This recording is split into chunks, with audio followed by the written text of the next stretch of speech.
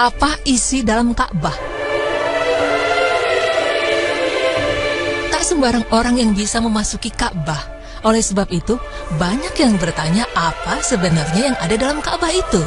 Apa benar dalam Ka'bah masih tersimpan berhala-berhala zaman dulu, sebagaimana yang dituduhkan kaum perusak Islam? Pemirsa, sebelum mengetahui isi dalam Ka'bah, ada baiknya kita mengenal dulu sisi luar Ka'bah yang belum secara umum dikenal oleh banyak orang.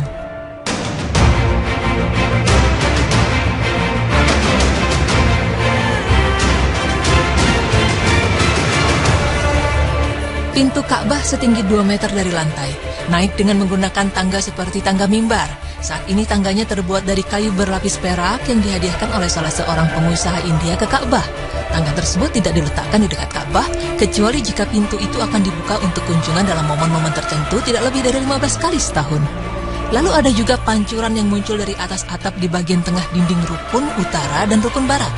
Pancuran itu disebut Mizab Rahmah. Mizab ini dibuat oleh Al-Hajjaj bin Yusuf dengan tujuan agar air tidak tergenang di atap Ka'bah. Pada tahun 959 Hijriah, Sultan Sulaiman Al-Utsmani mengganti ujungnya dengan bahan perak. Kemudian pada tahun 1021 Hijriah, Sultan Ahmad Al-Utsmani mengganti ujungnya dengan perak berukir yang ditulis dengan tinta biru berselang-seling emas.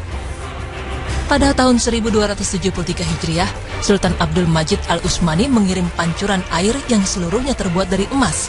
Mizab atau pancuran air itulah yang ada sampai sekarang ini. Di depan Mizab terdapat Al-Hatim, yaitu bangunan melengkung setengah lingkaran yang kedua ujungnya berada di rukun utara dan barat dengan jarak 2,3 meter. Tingginya 1 meter dan tebalnya 1,5 meter. Bagian ini dibeton dengan batu pualam berukir dan di sepanjang bagian atas terdapat tulisan yang dipahat. Jarak dari tengah dinding bagian dalam ke dinding Ka'bah 8,44 meter. Ruang yang ada di antara keduanya disebut Hijr Ismail. Lalu bagaimana fisik dalam Ka'bah?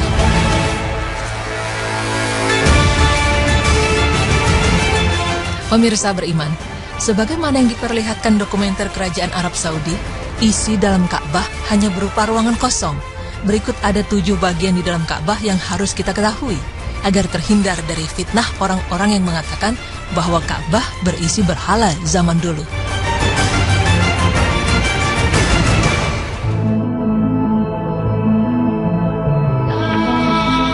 Bagian pertama adalah salah satu rukun atau sisi Ka'bah Al-Musyarrafah. Tampak di bagian atas terdapat bagian kain kiswah yang dipergunakan khusus untuk melapisi bagian tersebut. Bagian kedua, terdapat lemari di dalam Ka'bah. Posisi lemari ini tepat berada di depan pintu Ka'bah. Jika dilihat dari bagian dalam, di atasnya biasa diletakkan alat pewangi dari asap kayu gaharu yang khusus untuk mengharumi ruangan Ka'bah. Biasanya hal ini dilakukan setelah prosesi pencucian Ka'bah. Di dalam lemari ini juga tersimpan semacam kapur pewangi yang beraroma mawar untuk membaluri dinding Ka'bah agar tetap wangi. Hal itu juga dilakukan setelah dinding-dinding Ka'bah dibersihkan dengan air zam-zam yang dicampuri dengan air mawar. Bagian ketiga ini adalah tempat sholat Rasulullah SAW ketika beliau memasuki Ka'bah. Raja-raja, gubernur-gubernur Mekah Al-Mukarramah atau tamu kerajaan selalu sholat di tempat ini sebelum memulai prosesi pencucian Ka'bah. Mungkin setelahnya kita berharap bisa menjadi orang-orang yang bisa ikut sholat di tempat ini. Bagian keempat merupakan bagian kecil di dinding Ka'bah berupa batu tertentu. Posisinya menghadap tempat sholat tadi. Pada batu tersebut tertulis kalimat La ilaha illallah Muhammad Rasulullah.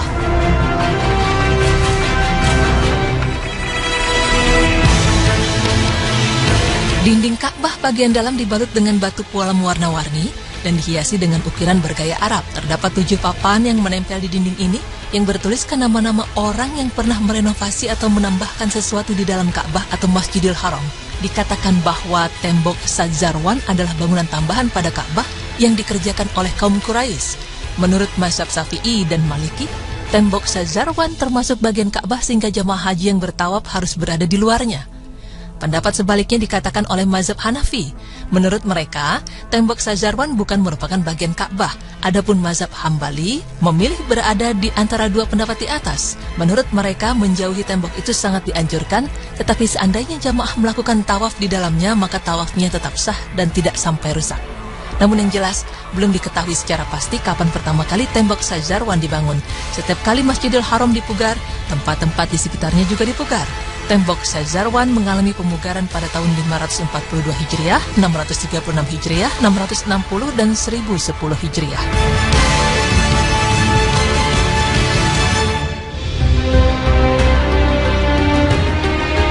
Bagian kelima adalah atap dalam Ka'bah yang penuh dengan ukiran-ukiran mengagumkan. Selain itu, atap tersebut juga dihiasi dengan lampu-lampu indah yang terbuat dari emas murni dan dari perhiasan-perhiasan indah lainnya. Sedangkan lantai Ka'bah dibuat dari batu pualam putih. Bagian keenam, ada sebuah pintu yang terdapat di dalam Ka'bah. Pintu ini bukanlah pintu utama Ka'bah.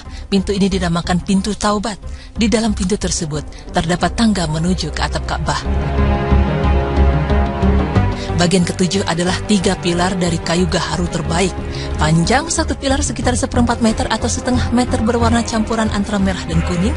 Ketiga pilar ini berjajar lurus dari utara ke selatan. Pada awal abad ini, tahun 2000-an, bagian bawah ketiga pilar retak yang kemudian diperbaiki dengan diberi kayu melingkar di sekelilingnya. Ketiga pilar ini dibuat atas inisiatif Abdullah bin Al-Zubair 3 abad yang lalu. Meski demikian, ketiganya masih tetap kokoh hingga saat ini. Tiang ini terbuat dari kayu yang terbaik dan disepuh dengan emas murni. Bagian atasnya terlihat kain kiswah, bagian dalam yang berwarna hijau. Tampak juga ada lampu-lampu kecil, tempat pengasapan kayu gaharu, dan wadah-wadah.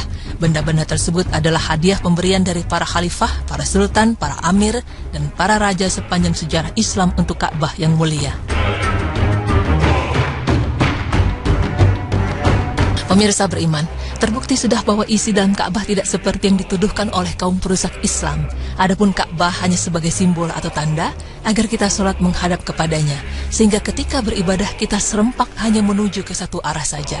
Jadi ini bukanlah berarti kita menyembah Ka'bah, sebab kita tetap menyembah Allah, hanya saja menghadap ke arah kiblat, yaitu Ka'bah.